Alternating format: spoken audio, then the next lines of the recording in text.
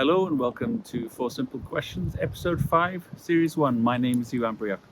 In this episode, we have Max Velmans, Emeritus Professor of Psychology at Goldsmiths, London, who for 50 years has been fascinated by altered states of consciousness after an early experience with LSD, and Catherine Noyce. Now, Catherine isn't a non-duality teacher or speaker. In fact, she's only spoken about her experience once before, about 15 years ago on Consciousness TV. So we're very lucky to entice her in front of the camera again for this dialogue. I hope you enjoy it. Subscribe because we have a lineup next year of really interesting speakers and teachers and scientists who are in dialogue about these fascinating questions. Oh, that's a nice question. This is the most basic question you can ask, which is, who are you? You said you were an empty space. Well, momentarily. But empty spaces, simply provide room for something to fill them. So, do you want to start, or do you want me to start? I don't mind. Emptiness also implies fullness, and perhaps there's something beyond emptiness and beyond fullness. Yes. Yeah. I hope that that's what I am. I think that's what I am. I feel that's what I am. Okay. I resonate with that, but I suppose I'd give a more complex answer, really. And so I would say many things, that the fullness of who I am is a kind of ongoing journey of exploration. So just to be a little bit technical, I'm not going to get very technical. So there's this surface appearance and so on. I'm this body at this moment. I'm in this room with Catherine and I'm having this conversation. And so I have a sense of me-ness, which means I'm over here and you're over there and so on. But it doesn't stop there. And so behind this kind of sense of me-ness here and so on, just below the surface, there would be a whole range of other things to do with my experience in the world and ways of being and a whole education and my whole journey in life and so on, a sort of historical me and so on. But none of that, if you like, existentially, answers a deeper question, which I think we all ask ourselves, which is this question, who am I really? And that question to me has to do with trying to find, if you like, a ground of being that feels like I belong to it. And that in a way I always was. So I think in a way why I find this question so interesting is because I think by and large socially we don't have answers to it. And that people are struggling with a sense of who they are in a constantly shifting world where nothing is certain, nothing can be depended on. Problems of life and death. Is this all there is? Which is a related question to who am I and so on. And so my own journey, if you like, has been all the way from alienation and, feeling disconnected from things and not in contact with things to finding, one way or the other through one process or another, a kind of deeper connection and a feeling of belongingness and a feeling of all of us being manifestations of something universal. And actually, logically, it couldn't be otherwise, whether you approach it scientifically, philosophically, or mystically. That's where I would go with it. I don't know how you would react to that way of... Well, I think what I said sounded really pretentious, and yours sound rather real. No. You could be said to be cutting to the chase, but I just wanted to elaborate a little because it's such an interesting question, right? I have to say, as a child, I had no sense of myself. I felt completely alienated. Right. I couldn't understand how people felt they were so real, and I couldn't decide whether I was a robot and they were all real, or they were all robots and I was real. I'd read science fiction by then. So it's interesting because you mentioned alienation, didn't you? Yeah. Yeah. So what sort of age were you alienated? Well, it partly because of my history, if you like. I've been in many countries, brought up in many different schools, went to 11 schools, primary schools prior to going to secondary school and so on. So there were constantly shifting contexts. And so I had to kind of redefine myself a little bit each time. And of course, I've been brought up in different countries, so different languages, even exposed to different religions and so on. But the way when it became acute was more or less in my late teenage years.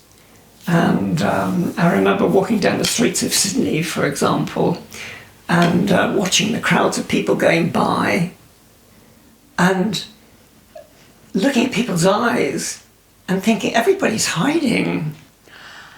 Where are they? And also even touching the surfaces of the cement city and feeling removed from it. And so that to me was those were two manifestations of an alienated state, a state of not feeling I belong, not feeling I connect, and that became quite an existential issue for me. And I used to try and work with it intellectually. I tried to work it all out, and my head would spin with theories of that must be the way it is, that must be the way it is, and I also had this acute sense of if you just go about it intellectually, in the end you just wind up going around circles. So it couldn't kind of be worked out intellectually.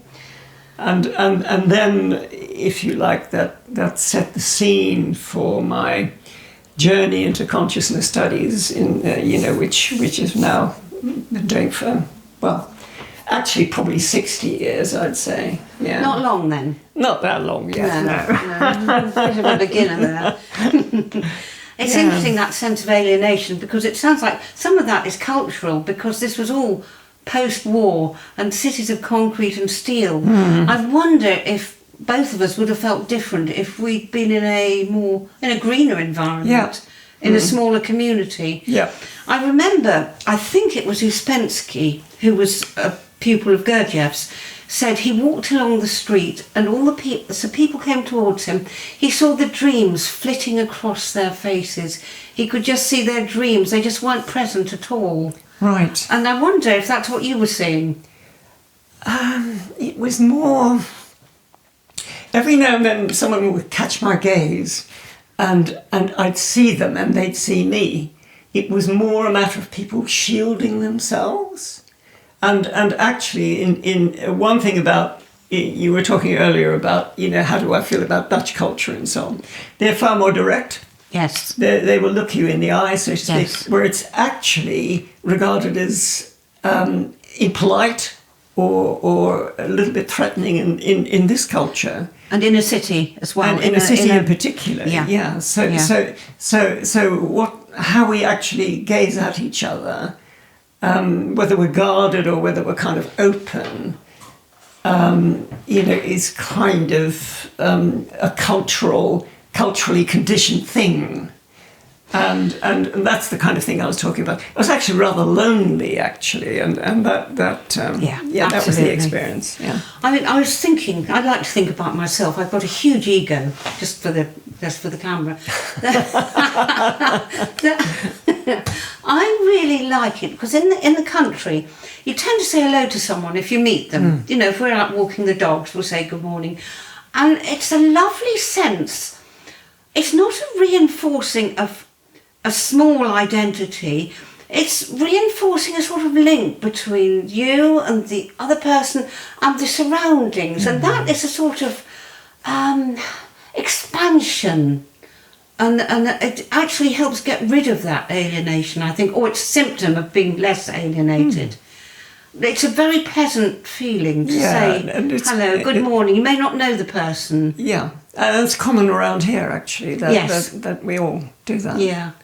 And you catch someone's eye and they engage in an unshielded way, would you say? Yeah. Yeah. Well, it's light, of course. You know, Yeah. it's not a deep engagement, but it's Yeah. it's high. You know, I see you, you see me. You Yes. know, we're both Yes. walking. This is pleasant. I Yeah. don't Yeah. think I would not like to have my identity determined by the fact that other people see me.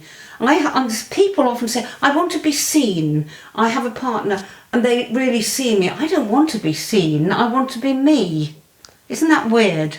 Yeah, but Does that make sense to you? well, it does make sense, but you know, I suppose what I would say is the extent to which I can be seen and feel it appropriate to be seen also increases the extent to which I can manifest what it is that the me, if you like. I can be more myself, if you like, and there's something very interesting that goes on in the process of interacting with others that allows the possibility of my own inner exploration, if you like.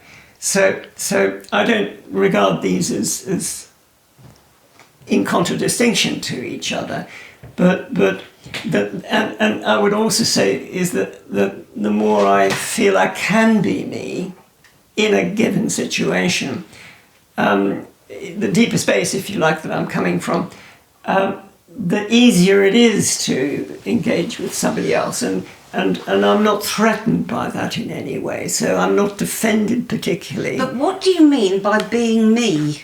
It's back to the question, isn't it? Yeah, Who am I? No, that's Being me, what does it mean? Are we talking just socially so that you feel free and easy with people, you share a culture, understanding, you're going to be kind to each other, or stimulating in a good way?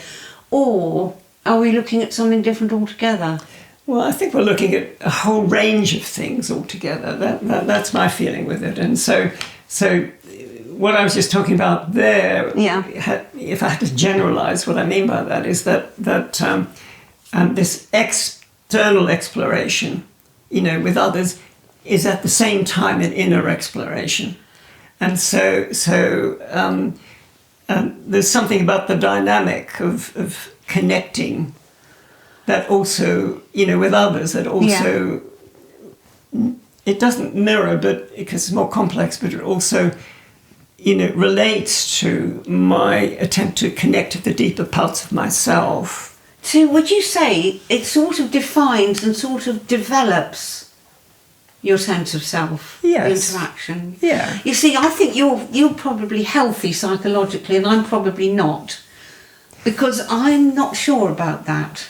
But I did enjoy talking to Iwan, if I pronounce it correctly, in the car, so perhaps you're right.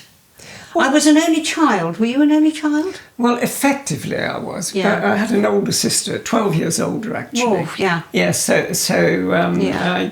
I grew up effectively as an only child. Yeah. But let me go back to, because we're really focusing a bit on my take about it, I want to get back to your original take on the question. Crafty Which, devil. well, no, I'm just interested. So, What did I say? Well, what you said, you know, I am both empty and full.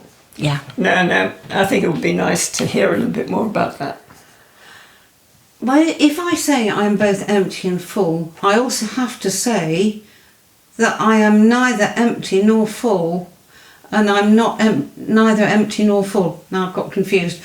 It's what are we empty of and what are we full of? I think what I really meant to say was that there's this lack of boundary. So I'm just trying to think.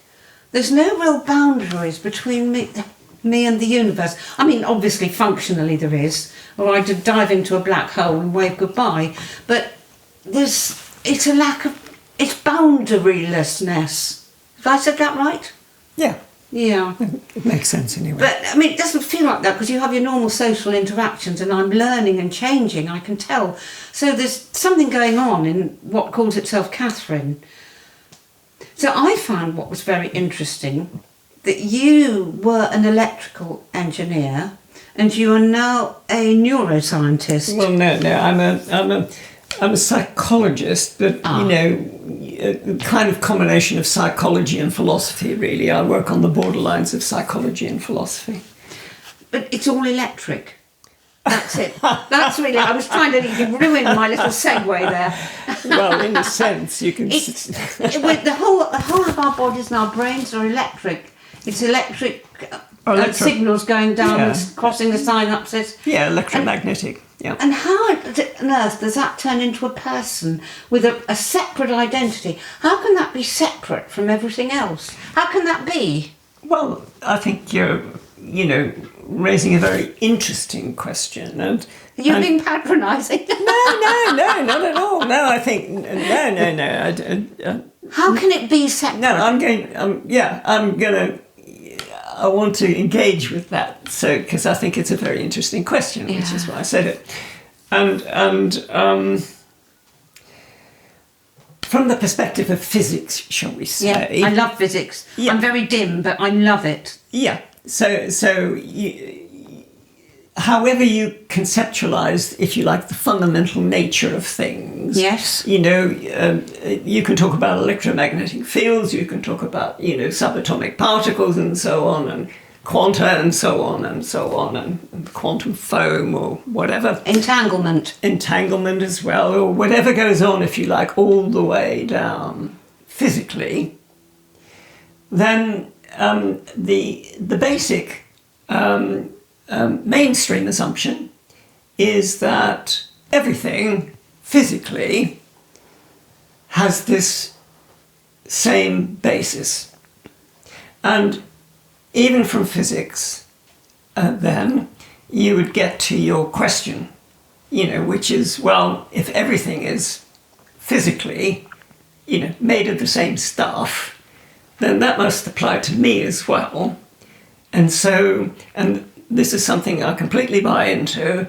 I think of myself as a particular configuration of the basic stuff. Of all that is. Of all that is. And so another way of putting it is that I'm an expression of what is. And then we can open up on the question of whether physics is a full description of what is. Well, physics, because we don't know it all. No. And, there are serious reasons to doubt that, which we can get back to. But the generality that we're starting with, which is exactly the point you raise, is that how could it be otherwise that I am part of everything, or an expression of everything? And so part of the answer for me to the question I asked you, which is, what's the fullness in the emptiness? Oh, goodness, I'd forgotten that. Well, hang on, I'll just finish the sentence and you come back. Is there is a sense in which it couldn't be otherwise than we being part of the fundamental stuff of things, even though we think of ourselves as unique and so on. From another perspective, we are just configurations of a particular kind of what is. And insofar as we can experience that in any way, and it won't be intellectually, I mean, it helps a little bit intellectually, but to actually experience that connectedness then would be to experience the fullness, if you like. That would be where I'd go with it. But then I don't know how you would react to that. I've gone off on a different one now. I just cannot see. What I can't understand is that we think we are an identity, and we think that perhaps, say, the jackdaw we saw on the bird feeder or that lovely yew tree out there, they're not an identity. What is it that makes us think, I'm a me and I'm different from that you if we're all the same stuff? How can it be? Which I think is what you were saying. Well, it's kind of what I was saying, but I wouldn't quite, go that way with it. So I I find it necessary to in all this discourse, non-duality and so on, to hold two things in mind at once. And one of the things we have to bear in mind is the bit that you found puzzling, the sense of distinctness and uniqueness and so on. And the other thing we also have to bear in mind is the obvious connectedness to everything and so on. And psychologically, for me, that has to translate into a kind of way of being or feeling. It means for me, totally honouring the fact that, here I am, an embodied me and so on, and I feel pains and pleasures and, can feel alienation and, struggle or, and like everybody else, and have to deal with it from that perspective, while at the same time recognising that the bits that are struggling, so to speak, don't encompass all the many levels of me. I should say. Yeah, and a metaphor that I find quite useful for me in all this is a kind of iceberg metaphor, where the bit that we're kind of contextualizing as what we normally think of as us is kind of the tip of the iceberg, which is sticking out of the water, if you like. And then just below the tip of the iceberg, there's, something I mentioned right at the beginning of this question, which is all the personal histories and unconscious bits, just below the surface. And then there are also the transpersonal bits, which are even deeper, the bits that connect us. Yeah, I'll just finish the sentence and then go back. And then all of this is an emanation of the ocean, in which the whole iceberg is embedded. And so the extent to which I can experience myself as all those things then becomes the kind of experiential journey for me. And even though in this moment, I'm Max talking to Catherine and all the rest, if I have kind of a little bit of a feeling of yeah, but we're really connected, and trust that a bit, that kind of helps, and to me it makes sense to think like that anyway. So that's where I would go with that. The thing is, I think generally that experience is rubbish as far as I'm concerned. Experience is rubbish. Experience is rubbish, yes. I know, that'll cheer everyone up, won't it? It's nothing, because experience, we don't really know what's going on. For instance, we only see, our eyes only give information to the brain in particular light waves. That experience does not include the infrared or the ultraviolet. So I think experience, and I don't behave like this is true, but I actually think experience is just beside the point. Which that sounds very strange, and I didn't know I thought that until I just said it. That is really interesting, isn't it? Okay, but beside which point? My experience, me experiencing something, that is... So in what sense is it beside the point? I can't experience a thing because either there's... First, technically, but you don't know, you've only got your senses and stuff feeds into the brain, you don't know what's really going on anyway. But also there can't be any separation between that you tree and me. But, however, if I walked into it, I would swear because it would be uncomfortable. So I don't behave as if there's no experience, but I think experience is rubbish. There you go. Well... but I don't think your experience is rubbish. That sounds mean when I say that. I'm so sorry. You know, that your experiential journey, I've sort of wiped it all away. No. And I don't really, that really sounds horrid, and I don't mean to be horrid. I'm sure you I'm don't. talking about my personal feeling. Yeah. Well, you're kind of, to me anyway, making an important point, and that is that how we normally experience the world isn't the full reality of things. No. So you're quite right that you know how our eyes make sense of the visual world, and all the other sense organs and so on, and the particular mix of sense organs and processing systems which we're endowed with, operate on the sense organs to fashion what we normally think of as reality is just a particular construction of reality. So the way I would put it is that what we regard as the reality is actually a peculiarly human reality, which we share with other humans, of course, to varying degrees, and that luckily our subjective realities overlap quite a lot, so we can communicate, but not completely. And so in that sense, and one way that people have found it kind of interesting to talk about this recently is to, in a sense, regard this reality as a kind of virtual reality.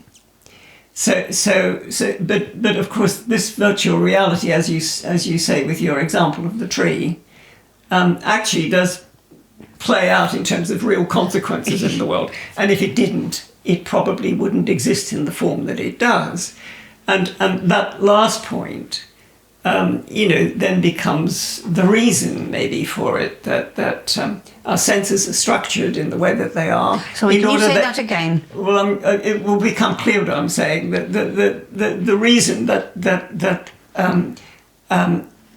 it isn't just an illusion, not just an illusion. It's not as simple as that. No, it's not just an illusion. The reason it's not just an illusion is because actual biological evolution has structured us in such a way that we can survive within all this, and so to think of the normal material world, and my regarding of this over here as me and that over there as Catherine, and has to do with protecting, if you like, this bit. God, I'm having one of those moments. You'll have to excuse me. Yeah, I really am. It's just a sort of oneness. It's just quite mind-blowing. right. Yeah.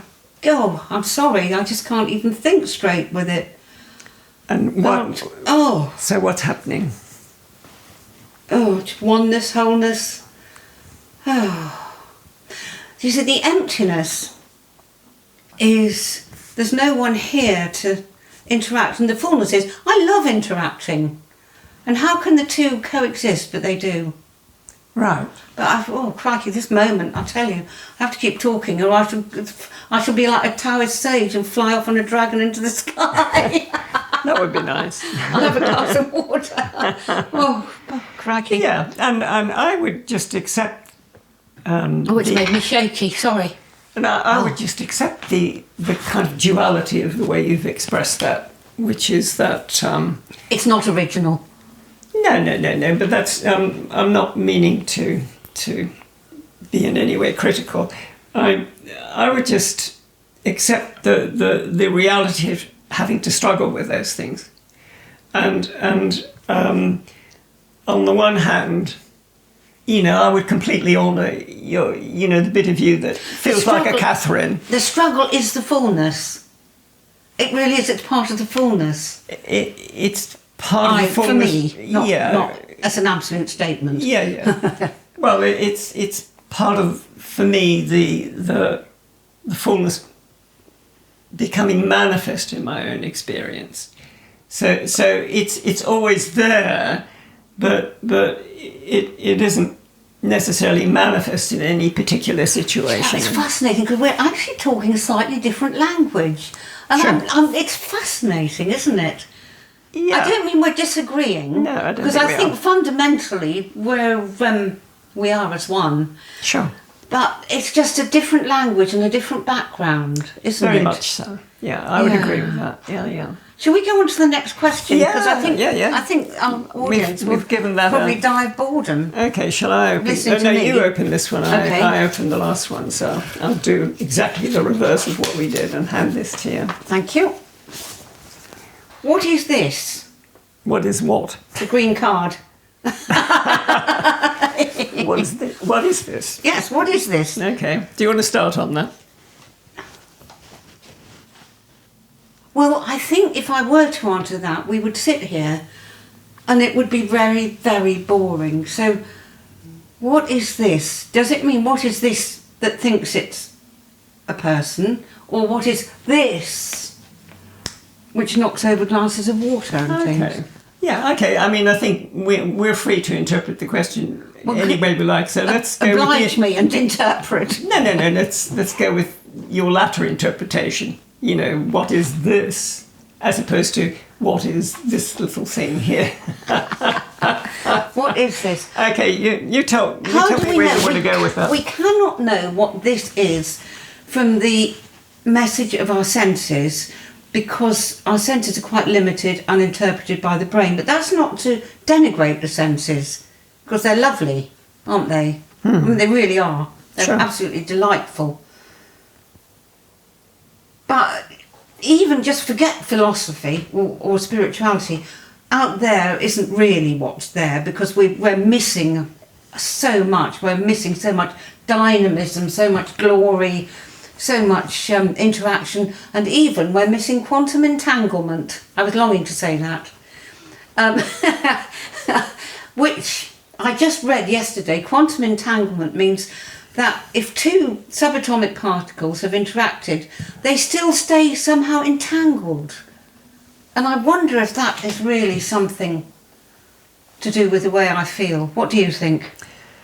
Well, a lot of folk have latched on to the notion of entanglement. Is it rubbish then? No, not at all, hardly.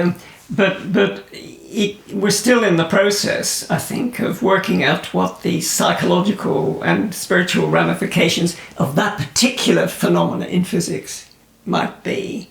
So it's likely to be important, but people, one has to be a little bit cautious if one is, you know, in the kind of field, scientific field, or even I think in the spiritual field or whatever, of latching on to something. Oh, I agree completely. And yes. then say, oh, that explains telepathy, or that explains, you know, this or whatever. And I think it's fascinating, and I think it's pointing to something deep, but I'm a bit wary about jumping too quickly into, if you like, the phenomenon of the moment. You don't want to adopt the whole thing wholesale and have it block anything. Well, it doesn't actually in itself explain some of the connections between us. I agree completely. It points to what might be part of an explanation, and so, you know, hold it lightly if you like, and with full respect, but. Yeah, I'm always a little bit cautious. Yeah, me too. But I just thought it was very interesting because I read about it. Yeah, no. I mean, it's just extraordinary. Yeah. That anyone would even think that, let alone say they proved it. Sure. I mean, it's marvellous. And so what are we missing out there? I mean, just pretend that there's something like quantum entanglement or something going on out there. Well, we're missing so much because all we've got is our senses. We're so limited. Okay. Well, let me do a little riff on that. So You're the Jimmy Hendrix of psychology. I think many would dispute that. Okay, so if we're asking this big question, what is this? Yeah, and in a way, that's as big a question, obviously, as the first question, which is who am I, and so on. And there's so many different ways of addressing that question that the whole of science and philosophy can be said to, be a search for an answer or a series of answers to that question. So the first thing that I would want to say is this is more than one thing. What do you mean by that? Yeah, I'm going to say that. So you can make the question a little bit more precise by saying, well, are you talking about what is the ground of all this? What's the most fundamental thing about what is? What you might call, what are the characteristics of the ground of being? You see, I find that completely meaningless. No, I'm going to explain. Yeah, do. I'm going to explain. I might as well explain while I'm going along. I mean something really simple by this, which is that, as a scientist or a philosopher or whatever, you're bound to ask, where does all this come from? And that's, for instance, what physics is trying to answer. But then I would also say that the current sciences, what we call the third-person sciences, what does that mean? I'm going to explain. They're all the scientific enterprises that basically look at things out there and try and work out, how they're constituted, what they're made of, and so on. And then, they try and work out, well, what's the smallest thing we can find? And out of that, can we make all the bigger things? Now, that's all important, interesting, fascinating, and so on. But it's generally become accepted that that itself won't explain the fact that we're able to experience it all. So, now we're going to finally come back to the word consciousness. And it's generally accepted now, although not by all, but widely accepted, that you can do as much physics as you like, or as much neuroscience as you like, and you still won't kind of understand, just by doing that alone, how we're able to experience it all. And then you can go right back to saying, well, what kind of universe could have done two things? A, manifested the world as we normally experience it, and B, our ability to experience that world in the way that we do. And then you can say, well, and the position I take on all that, that's one of the things I do with my work, is to say that in order to say, what must be the starting place, it must be something that somehow combines consciousness with energy. Because if the ground of being is conscious, and we're just little manifestations of all that, then there isn't really a problem about the fact that we are conscious, because we're just manifestations of what it's like to be in this universe. And insofar as there's materiality all around us, if energy is right there as well in the ground of being, you have all you need to give you the physical world as well. And so a form of conscious energy is what it is. I like the way you said that. I hope they'll keep that.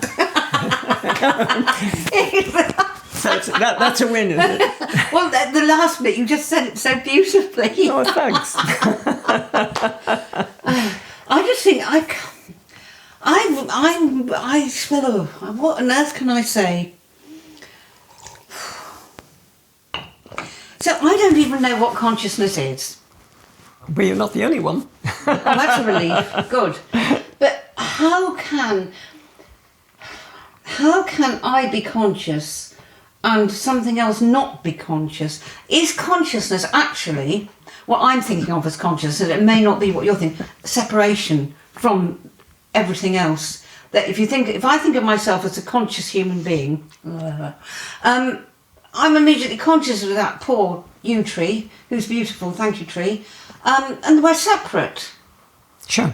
So, if I say to lose consciousness, that sounds very, very stupid, doesn't it? No, I don't know what I mean. It doesn't sound stupid. So, I mean, if you do, you have a question there that you. I just don't understand what the word consciousness, and I don't understand the word awareness. In normal terms, of course, I do. I know what it means to lose consciousness and to be aware that you're about to fall down a cliff, or aware that you're about to eat a cake. You know, that sort of thing. But I don't really understand them, because I think also, am I asking, we've got a brain, definitely. We've got a body, definitely, in these terms. Yeah. And then we've got some sort of personality or something like that. Where is there a dividing line? Where does consciousness and brain, where do they diverge? Do they diverge? And how can you separate the brain from the body? You can't. Right. So how can consciousness be separate from anything? Well, or am I talking rubbish? No, not at all. Not at all. Okay, let's. Yeah, the thing is, the reason I was pausing is because there are quite a few questions there. It isn't just one, and I always find it useful when I talk about consciousness. You know, what is it? Mm-hmm. You know, and before we get into the depths of it all, you know, what am I talking about? I really mean something really simple, which is directly linked to all of our human experience. So I can be conscious of something, you know, in which case it has an appearance and so on to me. But I equally find it easy not to be conscious of that thing. So that's the first distinction. So if I close my eyes, you know, I'm not conscious visually of you, whereas if I open my eyes, I see you. So you're talking about sensory input and processing by the brain. To begin with. Yeah. So and it's important to always keep in mind that simple starting point is the actual natural point of departure for the whole of philosophy and science of consciousness. You know, because if you somehow lose, if you like, normal experience in it, you know, and there are whole movements in philosophy and science that have tried to lose it, diminish it and so on, or ignore that, and simply talk about the brain, for example, then you wind up talking about the brain. Reductionist, isn't it? That's reductionist materialism, and I'm definitely not a reductionist materialist, because you simply lose the phenomena that's created the interest in the first place. Except that I'm in awe of that process. Just say it was just... It's amazing, isn't it? Oh, yeah. It's just incredible what the brain's doing and the body, and that we think we're a person, and I can do that. Yeah. And I can look you in the eyes and we think we're talking about the same thing. Yeah, and it's just fascinating. Yeah, no, absolutely. I agree with you. And there's no question in my mind that the brain, you know, is the major organ in humans which shapes experience. Now, that's a different issue, though, to does the brain itself generate the experience, or is there no experience without the brain? That's a completely different issue. Indeed, yes. So when you get back to, you know, talking about the tree over there, there's every reason to... Certainly when I was talking about the ground of being, you know, remember just beforehand I was saying, you know, what has to be there?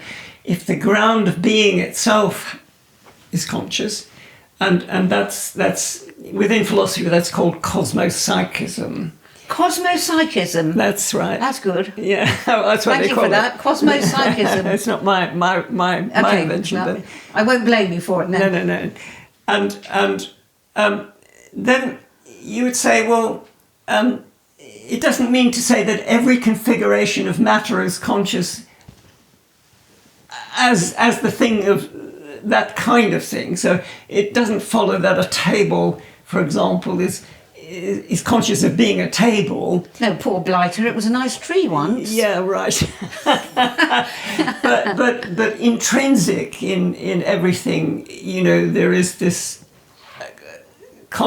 latent consciousness, and if it's configured in a certain sort of way, like as an entity, which is internally, there's a self versus another, that makes something an entity, then it might be conscious of being that entity. So a cell, for example, which is a very complex... you mean like an individual cell within the body? Yeah. Yeah. A very complex organism, with absolutely. many processes. Yes. And has a boundary and is interested in survival, replicating, exactly, and different strategies for dealing with. There may be such a thing as self-consciousness, for example, and so I would separate these questions, and literally, I think in the world that we're talking about, the world of ultimate connectedness. Then it wouldn't. You could talk about that in terms of physics without actually mentioning the word consciousness. But if you're really talking about the experience of it, you have to mention consciousness, because it's the experience of interconnectedness, or even the experience of fullness, nothingness, which is the heart of what we're talking about here. I don't think you can experience it because you are. No, not you. I don't think one can experience it because one is it. So it's not. It can't experience itself in a way. It sounds so corny. There aren't the words. It's isness. Sure, but why can't the isness experience itself? I don't know. I don't feel that it does, but you could be right. I do not. Let's go on to the next question. Okay. Now, it's my turn to offer to you. Okay. Oops. Yeah. I see you're going blue today. I like blue. Why is this? Now, Why? That's a good question. Why not? Someone had to say it. Okay. Why not? Is that as far as you want to go with it? I'm over to you. Yeah, no, I think it's a really interesting question, actually, and let's say we buy into the idea that at the basis of all there is this universal conscious energy or something of that kind, and that it pre-exists time and space and so on. Sorry? It pre-exists. Oh, it's time. been there before. Yeah, but in a way you've said it, because when you say it just is, Yeah. I think that captures it. Yeah, it just is. It just has an isness, if you like, and then you say, well, given that it is everything and all potentialities and so on, well, why bother with this stuff? But what do you mean by potentiality? Okay, I'll explain. If you buy the idea that there is a kind of primal or primordial ground of being, then, sorry, what was the question again? What is potentiality? Oh yeah, potentiality. Yeah. Then you. Okay, that's a stipulation. You might experience this in a mystical experience or something of that sort, but if you haven't, then it's just a postulate that there is such a thing, and then you have to say, but that isn't all, because there's all this. So the next thing you have to say is, well, whatever the primal source of it all is, it must have the potential to manifest all this. So it's a bit like the Big Bang, but it's not the Big Bang. Well, but it would be a metaphor for it. Yeah, well, it's not just a metaphor. That what would be one mechanism for it. That it's a bit like saying, if you want to couch it in physics terms purely, you can say, well, what preceded the Big Bang, if that even makes sense? Because that's a deep philosophical and physical question. And then you get into the question of why, and this is the question being asked here, why is there something rather than nothing? That's another way of asking precisely that question. Why is this? Why is there something rather than nothing? And then there are various answers to that question. And have you got those answers? Well, I have answers, whether I've got those answers. I'm not going to pretend to have the answer. Gotcha. No, you haven't got me. You haven't got me, because I wouldn't pretend to, I know. say, oh, this is how it is, but there are interesting, possible answers to that question. And one I rather like for myself, and it's an ancient answer, actually, but it actually rings true for me, is that it's a kind of play. Yeah. The universe at play, or the nature of being at play. Krishna Lila. Yeah, exactly. And if you imagine, that you're the great playwright, yeah, and you want to have an interesting play, then you wouldn't have it all sweetness and light. You think, oh, boring after a while. Yeah, I am sweetness and light. Can I have something different? And then you might say, the really interesting plots are the ones where there's a bit of drama and where there's a bit of a struggle, but there's a kind of final winning out at the end. And the final winning out at the end of this particular play would be rediscovering yourself. Oh, here I am again. Full circle. And actually, a book I read many years ago, which I think is the first time I heard this particular metaphor, was Alan Watts. Oh, Alan Watts. Yeah, and he has this lovely book called The Taboo Against Knowing Who You Really Are. Yeah. And talks about the cosmic game of hide and seek. Yeah, that's lovely. Yeah, I thought that was really expressing this idea very nicely. And that would be one answer to this, why is this question? I find that so attractive. I've no idea whether it's true or not, but I love it. Yeah, and I think I really love it. And I think that's really important feeling. Yeah. And this is something else I have a deep instinct about, that if something rings true, then it's kind of touching on a deeper part of our being. A bit of us resonates with it and recognises it. I don't know. It's just beautiful, isn't it? Yeah. Because what it does, there's this awful, modern, but it's not only modern, this awful thing that you've got to have a dream and a goal and achieve things and, be seen to do stuff. And this cosmic play just puts that in its place, doesn't it? And also leaves it as part of the play. It's still part. You're right. I mean, I know you're not that keen on Shakespeare, but he's got some nice lines about that. No, I love Shakespeare. I don't like watching the plays. Okay. I love his words. Yeah.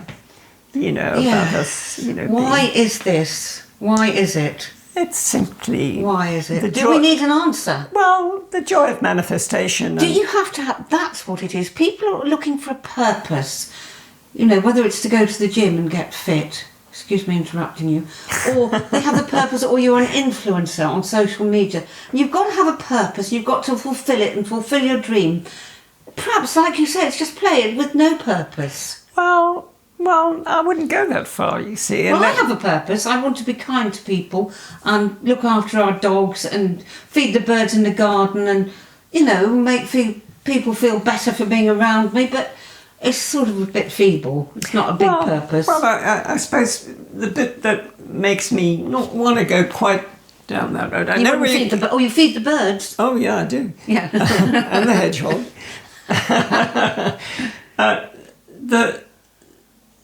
like any game, there are rules of the game. Yes. You know, and there are costs. You know, do not pass go and collect £200 and so Or on. get the red card. Exactly. Now that is interesting, yes. And so there, you know, as a human being, there are real feelings and sufferings, and we must diminish this. You know, I mean, in many ways, the world's in a terrible state. I care about that, and you know, to say, you know, there's a real danger in saying, oh, you know, this is all meaningless. You know, in the end, while we're in this form, you know, I feel, you know, while I'm in this form and I feel the feelings that I do, and I have the options to behave as I do, and limitations, you know, that I have, and feel, you know, that some contexts are wonderful to be in and other ones aren't. That I kind of feel those are the kind of pieces on the board, if you like, within which I have to play my own life's game. So your chess, I'm thinking of Monopoly more, but either is good. Either is good. No, I'm not going to argue for one game as opposed to the other. No. I don't like games. And I want to extend that a bit more and say, you know, everybody's game is important from where they're sitting, where they're located in this kind of complex manifest. And so I'd be very wary. In the end, I want to say, it's all right. It will all be all right. But, you know... but it isn't for some people, is it? No, and it may not be. Round, and it may not be all right for humanity, for example. I could say a few things about humanity. You know,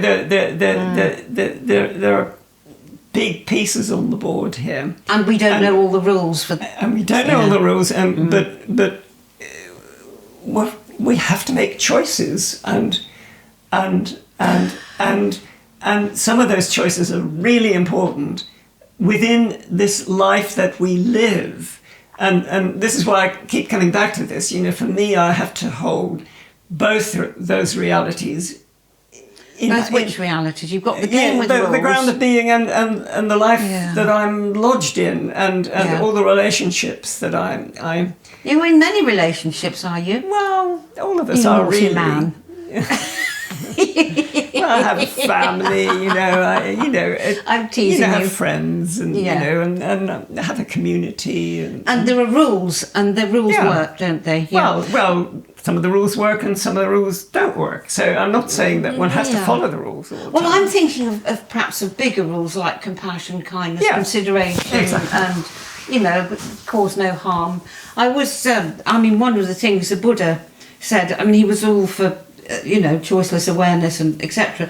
But he did ask people to follow the Eightfold Path, and that was being kind and being good. And it sounds so corny. Be compassionate. So. Yeah. And while I feel that heaven knows what this is or why it is, and it's there is no separation. But at the same time, I agree with you in a way that it's the fullness to me is the thing with rules, and the emptiness is just the. Right. No rules, no game, no nothing, just... You'd call it beauty, but beauty would limit it. Okay. And even saying love would limit it. Sure. Yeah, we're not disagreeing, are we? No, we're not disagreeing, actually. You've just explained more what you mean by the fullness. Yeah. I know they're words, aren't they? No, it's a lot more than a word. Yes. Thank you. It's a rule. What is it like to be you? Welcome to my world. Well, you start. Go on. You carry on then, because you've just welcomed me to your sarcastic. World. Well, quite a lot of time. There's really nothing here. Very strange indeed. And other times, I'm absolutely suffused, embarrassingly suffused with the love of everything. And I like laughing a lot. I like making people laugh, and I like laughing. And one thing I've found since things changed for me is I've got a good old belly laugh going. And I like that belly laugh. But what's it like? I really enjoy communicating with, I can say, with other creatures, not necessarily humans. We've done that, I've done the communication courses and it's interesting. But, to look at the tree or the earwig. Earwigs are wonderful. and like the jackdaw on your bird feeder. And I just love the sense of, I don't know, there's a meanness which is like me, but isn't really there. And there's a meanness that is them, and it somehow coalesces. That sounds so stupid and feeble and sort of hippyish when I say it. Not at all. That's what it's like to be me. But I also get very cross about things, and if I trip over, I swear, and I'm very foul-mouthed. Just so you know. Be under no illusions. So, what's it like to be me? What's it like to be you? Yeah. But it's also like nothing on earth, nothing in the universe, because there's nothing here as well. And that is the emptiness and fullness, and beyond emptiness and fullness, and beyond that and beyond that. Also, I have a deep suspicion about time and space. And I think we completely misunderstand it. And I think that's because isn't it near black holes that time and space change and get distorted? Sure. So there's something about time and space that is something really crucial to what we think we are. When I say this is me, time and space is an odd thing. Also, is there something, what is this person called me? What is reincarnation? What goes on, I don't know. And I don't think this is necessarily the right forum for it, because it's technically non-duality. No? Yes? No? They're in principle compatible with each other. So what do you think about reincarnation? Do you think that that gorgeous Max there, will somehow, something of that Max will live again in another body? Yeah, deep question. And okay, so I rather than kind of expand on all the ways you can talk about that question, because we're talking about what is it like to be me, where am I personally at with that question? I'll treat it that way. I've had some intellectually, for me that was just open-ended, no evidence one way or the other, I'll just say a few things about that before I get into the personal stuff. There are various kinds of research which suggest a kind of enduring of something. Something's going on. Yeah. Past life memories and so on, which have been pretty significantly investigated in some, for instance, in the Division of Perceptual Studies at the University of Virginia in Charleston, as one example. But so there's a kind of literature there. But let me not get into that. It's what about the you that thinks I'm it's going to you? go. I'm going to go. I'm going to go with that. So I've had some experiences which. Well, can you tell me one? I'm dying to hear. Hurry up! Oh, he's gone quiet now. Yeah, you don't want to make a fool of yourself on telly. No, it's got nothing to do with making a fool of myself. It's more to do with what's appropriate to talk about. Fair enough. But I have, as I said when we were having an informal chat right at the beginning, mentioned a very early LSD experience I had, back in 1966. The one you've actually put online. Which is online anyway, and so that's kind of out there, if you like, and within that experience, let me go into it a little bit. No, I don't want to go into it too much. You just need an editor, don't you? Well, no, it's more I don't want to take up too much of the conversation. I'm fascinated. Well, all right. I'll try and do it very quickly.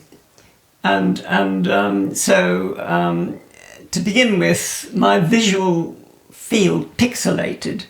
Now, by that I mean it's a little bit if you blow up the print. Oh, you've got a T-shirt on that one. Yeah, and the little pixels and so on. Yeah, absolutely. Yeah. And I don't know why I asked this question to myself. Mm-hmm. I asked myself, well, what's inside that pixel?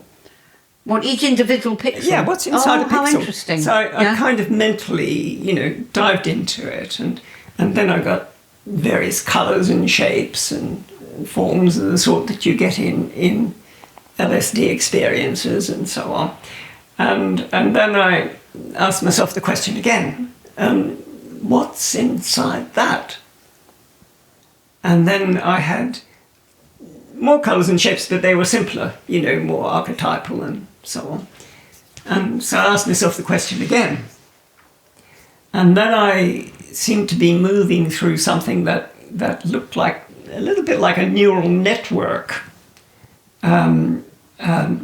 That's a rough representation of it. I actually have a picture in my talk, which I picked up off the web, which is not unlike what it was like, but that's what it looked like. And I kept moving deeper and deeper into that, and then seemed to emerge on the surface of something that existed prior to space and time and so on. And from the perspective that I was in, I was like a little cell on this, and so were we all. On the network? Yeah. Was it like a mycelium? No, more of a neural network. Just a cell, cell, or like a little sphere or something like that. And all of us were, and we were clustered a little bit into families, so that it was a little bit like different tribes or families or spiritual families or whatever, were clustered in this kind of being and so on. And then I asked myself, and so this is, there seemed to be something, surviving. And then I asked myself the question again, what's deeper than that? It's a bit like getting deeper and deeper into a more and more energetic state. And then I realized that there was this sun thing, like a star thing, which was vastly more powerful than I, was manifesting at this particular point in time. And that there was a connection between this star thing and this being of which I was a part, which was drawing it ever so slowly into evolution. And the energy that was pulling it into evolution was the power of love. Did you feel the love? Or did you just know it was there? It was more, this was kind of more a cognitive thing, and energetic thing. I know, yeah. Rather than, a heart thing, many people have that heart experience, but this wasn't quite like that. I think I know what you mean. Yeah. Anyway, it was, that's the essence of what so that was one experience, shall we say, of something persisting, and so in order to have something like that persisting, and now I'm going to switch a little bit to if you like a more scientific philosophical answer to what that might be. At minimally it would have to be some sort of information, which was the meanness, which was sufficiently bound together. Boundaried as well. Boundaried, to distinguish the meanness, in that form anyway, from the other boundary. All the other meannesses. I get it. But not the embodied me at all. So that, if you like, is, and you can talk about it in lots of different ways, but that was one thing that leads me there. Another thing that that leads me there is something you'll be more familiar with, is an actual experience of the ground of being, and actually experiencing myself as part of that. Part of. Well, I was it, and I was also a particular perspective on it. You know, in other words, the notion of subject, or just everything was shifting. It was just a matter of focus, really, and because that was so overwhelming. Was this at the same time? Or No, another experience. Much later. Yeah, much later. Sorry, go on. And because that was so overwhelming and energetic, the notion that all I am is this kind of falls away. Yeah. And so whether one believes the individual bit or not, you know, the notion that one merges back into the ground of being, you know, is a kind of what we would call a default position anyway. And so, because in this particular philosophical way of looking at things, that which is, you know, predates space and time, then that aspect of us predates space and time as well. I would take issue with you on predates, because I think that space and time don't exist in the same way in where that is concerned. So I wouldn't say predates, because it means it's before space and time. I think it's a greater unity that doesn't exactly nullify space and time, but it would be different. Well, that's a fair point, actually. Thank you. You know, you might be right about that. You know, there are other ways of thinking about it, and I quite like it. You know, I love what it was really fascinating what you said. Yeah. Really fascinating. Thank you. Thank you. I haven't got anything to say about reincarnation at all, or who I am. Have we finished then? Is that it? I don't know. Did you want to say more about what it's like to be you? Yeah. Oh, me? Yes. Yes. Sure. Well, I mean, you know, I'm a complex being, you know, and I have to deal with life as it presents itself, you know, including, you know, stressful things and, you know... But what do you mean by stress? Why would you get stressed? What is it like to be you that makes you stressed? I'm not saying I'm actually stressed. No, at times. No. No, I said stressful things. Stress. But the things aren't stressful. It's you that gets stressed. One that gets stressed. Well, put it this way: that you know, all of us, you know, who are living in a relational world, have to deal with challenges of various sorts, and not all interactions will be pleasant ones, but what I've found actually is that I'm in a very calm place. Yeah, so I remember, you know, wishing, you know, for many, many years, if only I could have peace of mind. Yeah, recognise that? And then thinking, yeah, I've got a measure of it, you know, I am peaceful. And you know, obviously I live in a wonderful place. And one thing I really enjoy is going out, you know, either, you know, onto maybe the Dartington estate or walking out on the cliffs, you know, by the sea. Yeah. And being alone. I know what you mean, yes. You know, out in this beautiful, beautiful world out there. And just thinking, this is so beautiful. And so, you know, I don't want to pretend that there aren't things I have to deal with. You know, there are. Do you swear? I mean, do you? Hardly ever. Right, I swear a lot. You see, so hardly ever. I think you're more advanced than me. I don't know if that's a mark of being more advanced. You don't get really uptight about things nowadays. not in the way that I used to. Yeah, you know, I've had various things to deal with, and for me, it's an ongoing process. You know, so it's I love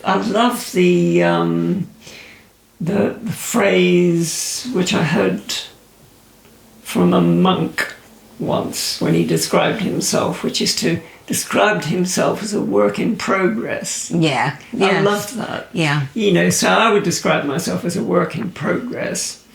And do you feel that you're progressing? well, you know, the peace of mind is literally you know, something that I didn't have before. It's a nice thing to carry about, but I'm not sanguine about it because terrible things happen in the world. And if it happened to you, or you know, to somebody, you know, Yeah. I'm faced with it. You know, below this calm surface, you know, I can cry quite easily. You're vulnerable still. Absolutely, Yeah. And to me,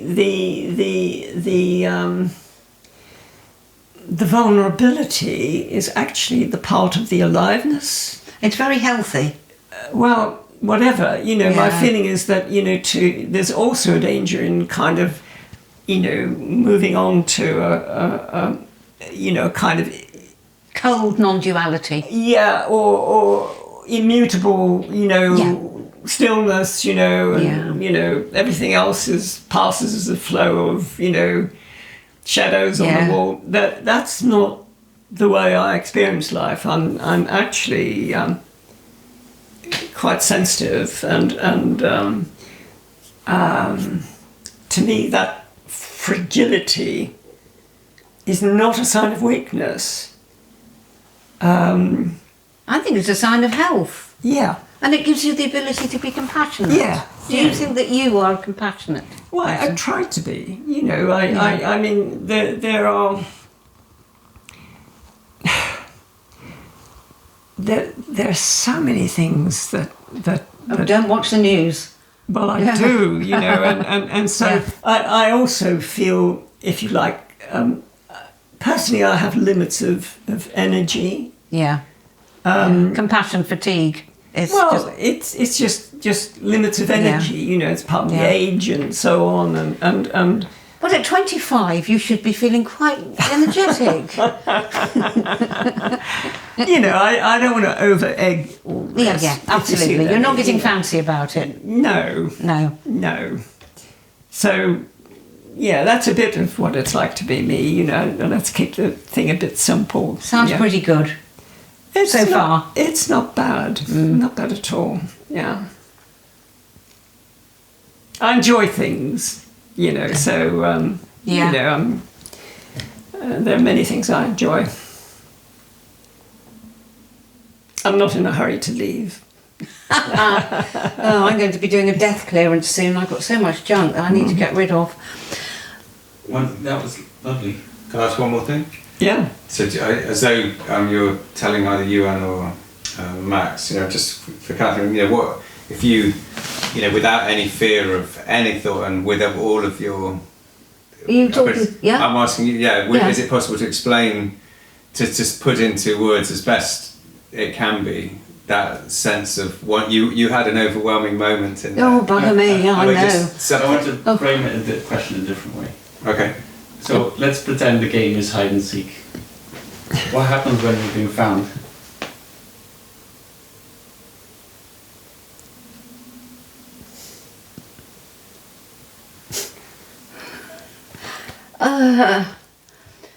There's a sense of... It's very, very strange because I was never hidden in the first place. I don't know what I'm...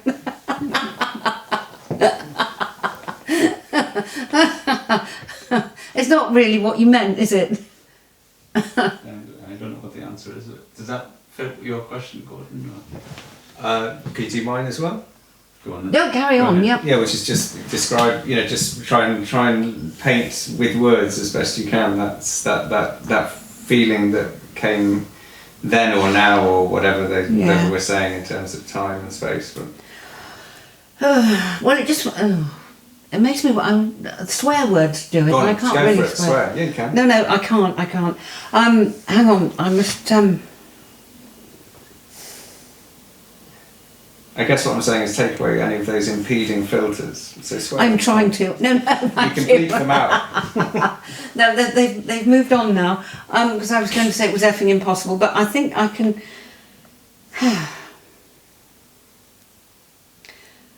Well, oh dear. It's as if the universe is inside me. I'm inside the universe. Everything is love. But it's more than that because you can't actually put it into words, annoyingly. Because we're very culturally conditioned with words. I suppose that word potential, that I really don't like, but there's something to do with that. It's beyond space and time, and there's a wonderful aliveness, and how can a thing communicate with itself? It can't. And I think if I follow it, I would just disappear. I think, oh sorry, look over there, wrong camera, beg your pardon. I think if I followed it, which is why I stopped, I would just disappear. I would be like a towered sage and go off on a dragon into the sky. That's what it feels like. Is any of that any help? So why? So is there a fear around following it, or is there a kind of what? This isn't the time feeling, I think, rather than a fear. This isn't the moment. I think that's it's all beyond time and space. That was rather a silly comment, wasn't it? But God, I can feel it. It's buzzing away out here. And what would the right time look like? No, we won't know until it happens. I don't know. I mean, that's very interesting. What would happen? I think I might just die. I don't know, because you wouldn't really want to identify with anything, but the body might go on. I don't know. I mean, I'm mystified, if that's any consolation. I just can't see myself as a sage sitting there being sage-like. Is that what I'm saying resonating with you? It all resonates. Yeah. Yeah.